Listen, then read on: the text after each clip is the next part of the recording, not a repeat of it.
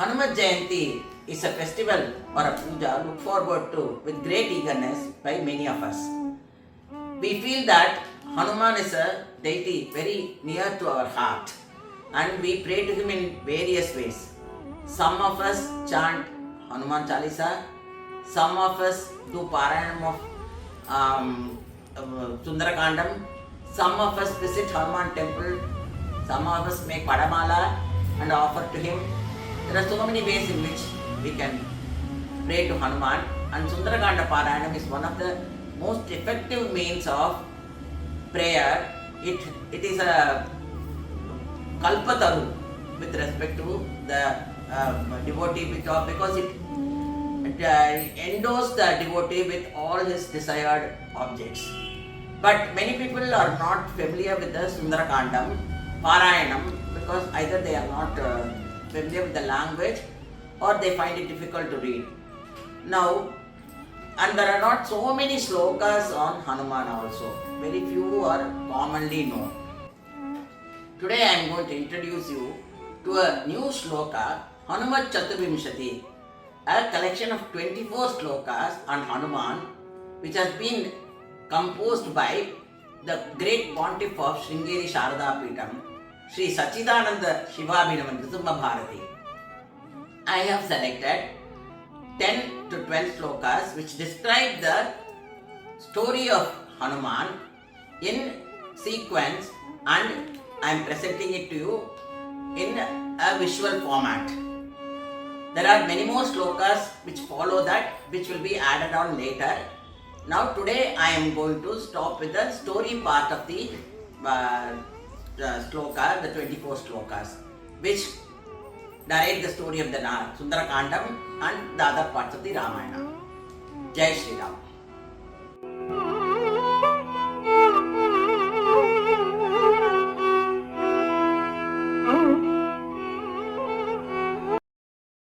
यो बाल्येऽपि दिनेशं प्रोद्यन्तं पक्वदिव्यफलबुद्ध्या व्युदपतदाशु हि पुष्करमादातुं नौमि तं समीरसुतं।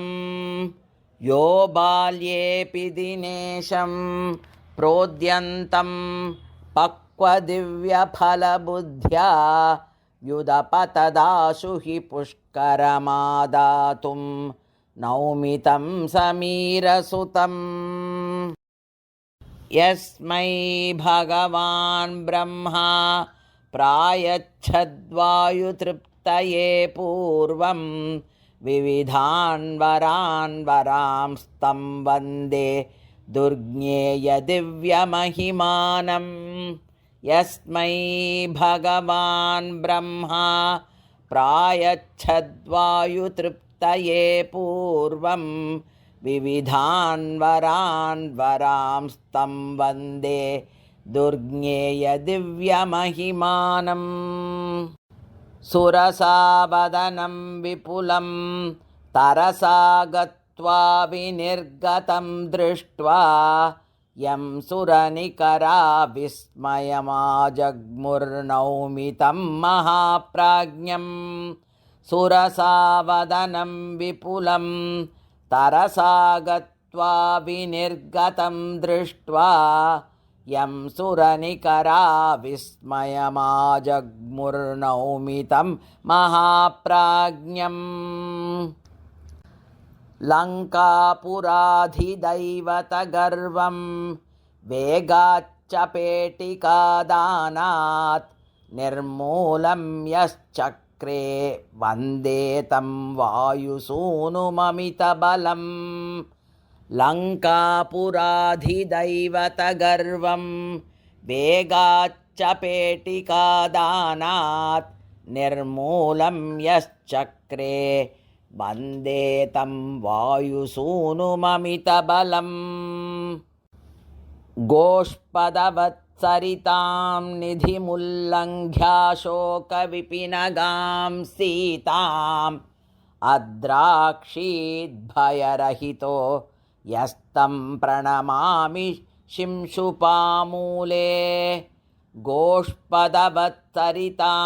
निधिमुल्लङ्घ्याशोकविपिनगां सीताम् अद्राक्षीद्भयरहितो यस्तं प्रणमामि शिंशुपामूले रामादेशश्रवणानन्दादुद्धूतशोकगन्धां यः सीतां चक्रे मतिमांस्तमहं प्रणमामि शोकविच्छित्यै रामादेशश्रवणानन्दादुद्धूतशोकगन्धां यः सीतां चक्रे मतिमांस्तमहं प्रणमामि शोकविच्छित्यै योक्षकुमारप्रमुखान् प्रवरान् दनुजान् जघानकुतुकेन एकः सहायरहितस्तमहं प्रणमामि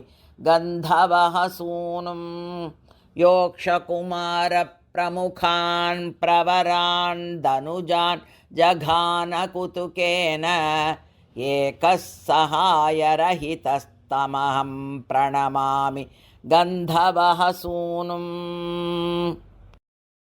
प्राप्य मणिं सीतायाः काननमसुरस्य सत्वरं भङ्क्त्वा दग्ध्वा लङ्कां योगाद्रघुवरनिकटं समामवतु प्राप्य मणिं सीतायाः काननमसुरस्य सत्वरं भङ्क्त्वा दग्ध्वा लङ्कां योगाद्रघुवरनिकटं समामवतु सीता प्रोदितवचनान्यशेषतो यो निवेद्य रघुवीरं चक्रे चिन्तारहितं वन्दे तं चिन्तितार्थदं नमतां सीता प्रोदितवचनान्यशेषतो यो निवेद्य रघुवीरं चक्रे चिन्तारहितं वन्दे तं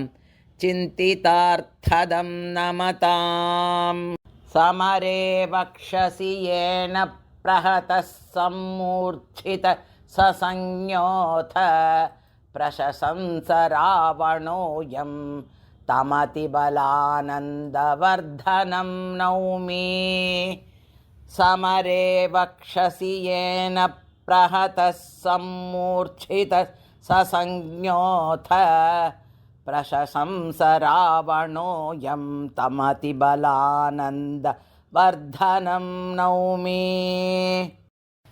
ओषधिगिरिमतिवेगाद् गत्वानीय प्रवृद्धदिव्यतनुः यो लक्ष्मणासुदानं चक्रे तं नौमि गरुडनिभवेगम् ओषधिगिरिमतिवेगाद् गत्वानीय प्रवृद्धदिव्यतनुः यो लक्ष्मणासुदानं चक्रे तं नौमि गरुडनिभवेगम्